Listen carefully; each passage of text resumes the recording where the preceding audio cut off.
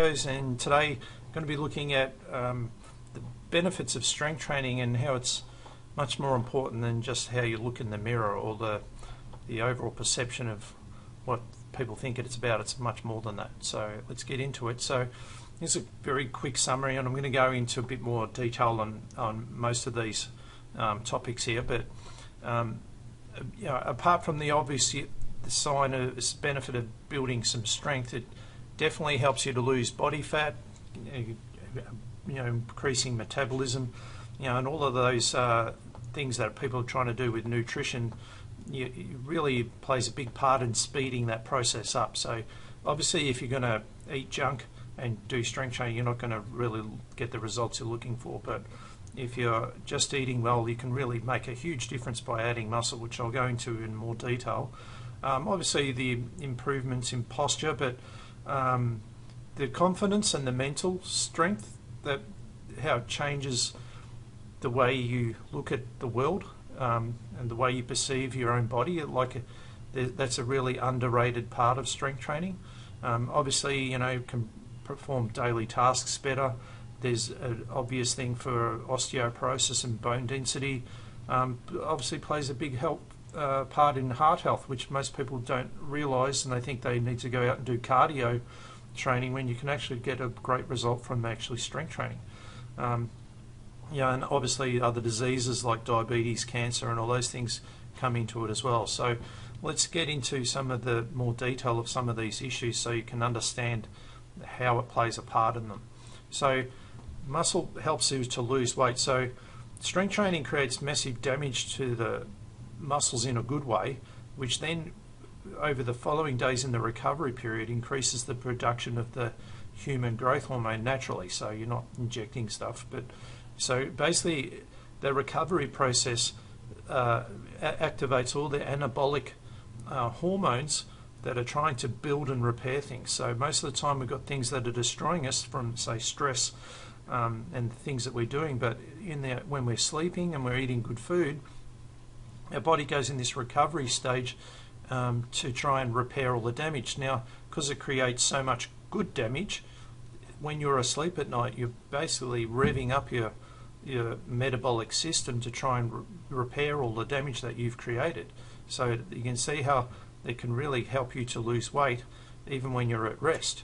All right, so this brings us to the metabolism. So to understand metabolism, there's a lot of things that can influence that, as this infographic shows here. So how you're breathing, carbon dioxide, oxygen, water, regulating your body temperature, so from either cold or heat.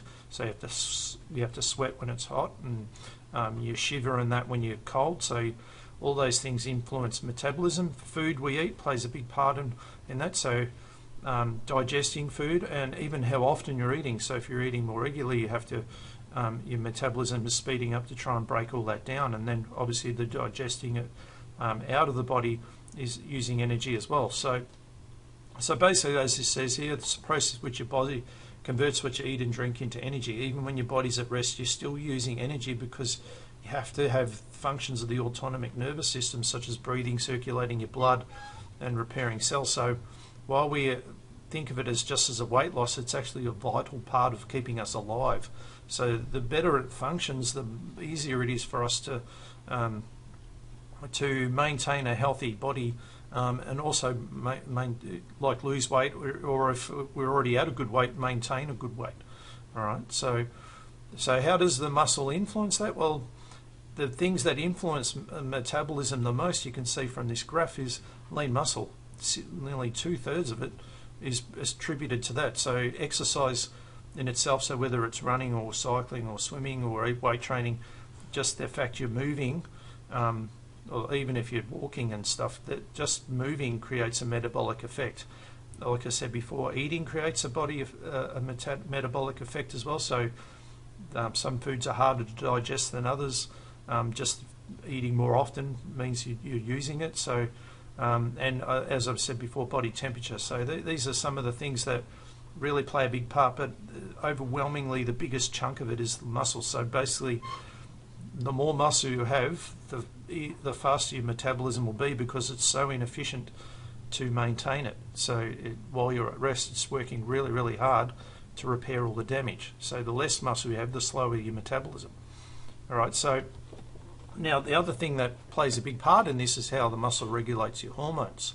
So hormones, especially for the females, can be real problems. So it can really lead to lots of issues that are really disrupt things. So understand there's no good or bad hormones, there's just hormones that are out of balance. So there's always opposing hormones. So if you have too much estrogen, then you're suppressing testosterone. Testosterone you need to build muscle. If you have high cortisol, then you're going to have problems with sleeping, because it basically keeps you awake. So you can't sleep. So because you can't sleep, you can't repair anything. You can see here high leptin. So you get problems with breaking down sugars with insulin. So everything sort of goes off the rails. Now the one thing that regulates all these is muscle.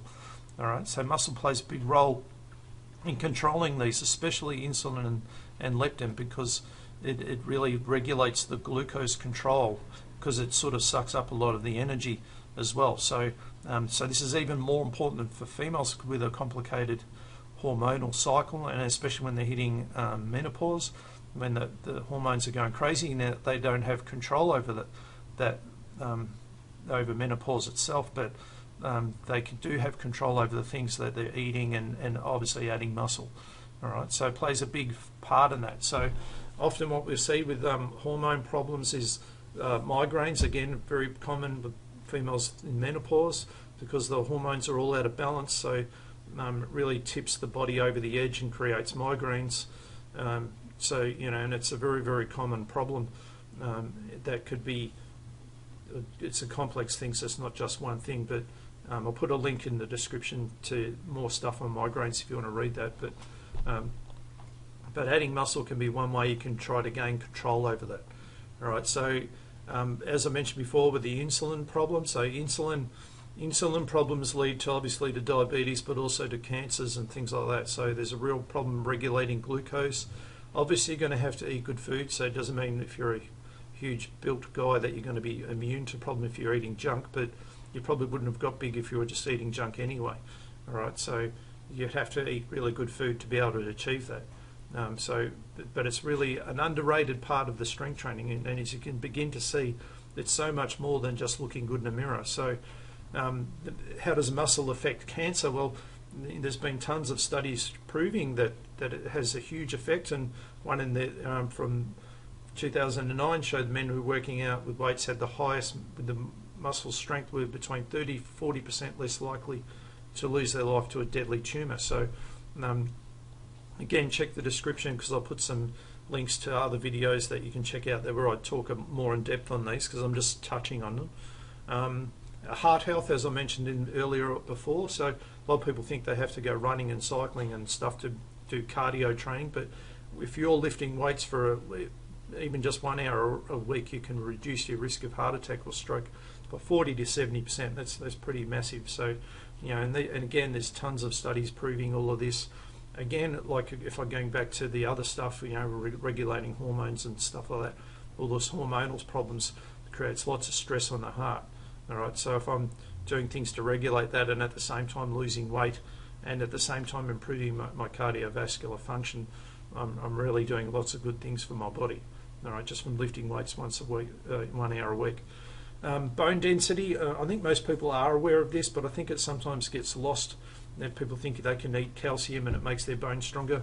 Well, it's definitely going to help, but if you don't have any stress on the bones, you won't do it. You won't change anything.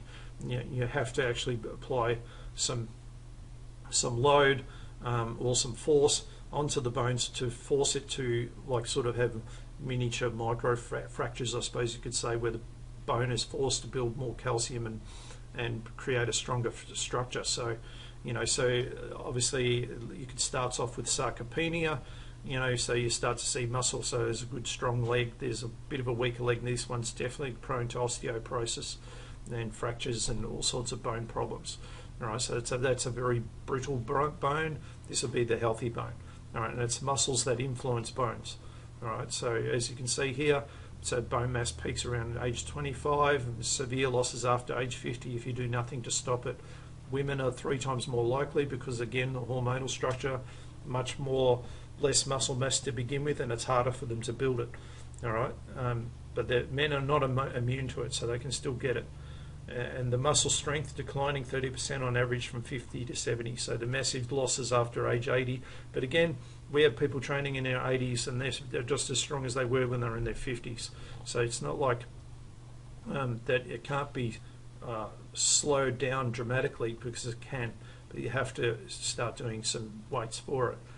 Osteoporosis, very, very common problem, 1 in 3 women.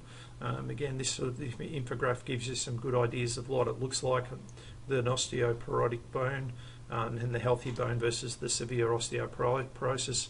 Obviously, food plays a big part in it, but again, like I said, if you're not doing exercises that use resistance, you're not going to make any changes. So the difference in the men and the women, so the men have a lot more muscle mass to begin with, so they can maintain their bones for a lot longer, but the women, especially after the menopause, really slide down the hill very, very quickly if they're not doing anything to stop it. All right, and if you get to that point, that's when disability is not far away.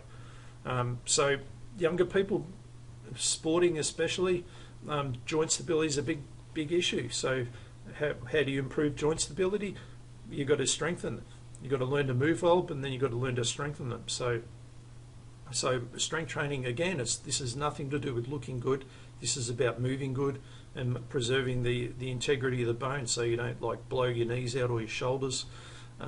Posture, so sort of links a bit to the osteoporosis, but again, weak muscles create poor postures. All right, so you can stretch and stuff as much as you want, but you're not going to get rid of this neck pain until you strengthen things, so the body can hold itself upright and maintain a much better posture that doesn't create problems in the neck, the shoulders, the lower back, the knees, all of those things. So again, these are all the things that muscle improves that have nothing to do with how you look in a mirror, not even anything to do with weight loss. All right, so a really good quote here: so prolonged muscle tightness leads to fatigue, which ultimately decreases the force available to meet the postural and movement demands. Mental health, which we touched on before. So not only can exercise ward off the effects of chronic stress, it can also reverse them, and that has a lot to do with how the chemicals that are released from exercising and the feeling of achievement, how you feel good about yourself, especially when you couldn't do something and you could. I've seen so many people who become really good at deadlifts or something, never thought they could do it, and they suddenly can, or even push-ups. You know, they build the strength. It's not easy. They have to work on it, but that sense of achievement and overcoming obstacles and frustration, you know, even injury, but how it changes their mental outlook, not just for exercise, but their entire life. The empowerment that it gives to them cannot be understated. All right. So again, it has nothing to do with how you look, but more how you feel and how you see yourself, how you approach problems, and it can really be a real game-changing movement for some people. So a little simple infographic here. So if you want to build muscle, lift weights. If you want to lose fat, lift weights. You want to live longer, lift weights. You want to improve your health, your heart health, lift weights. So it's pretty sort of simple.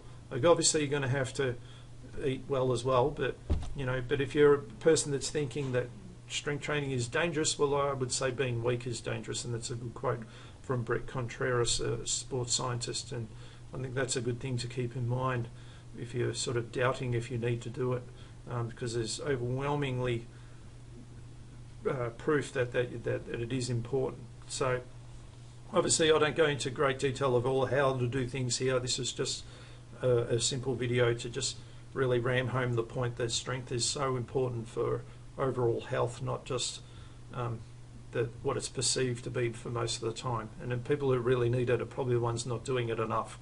All right, so if you have any questions or comments, feel free to put them below. Check the description, because I'll put some links there to extra information on some of these topics I only touched on.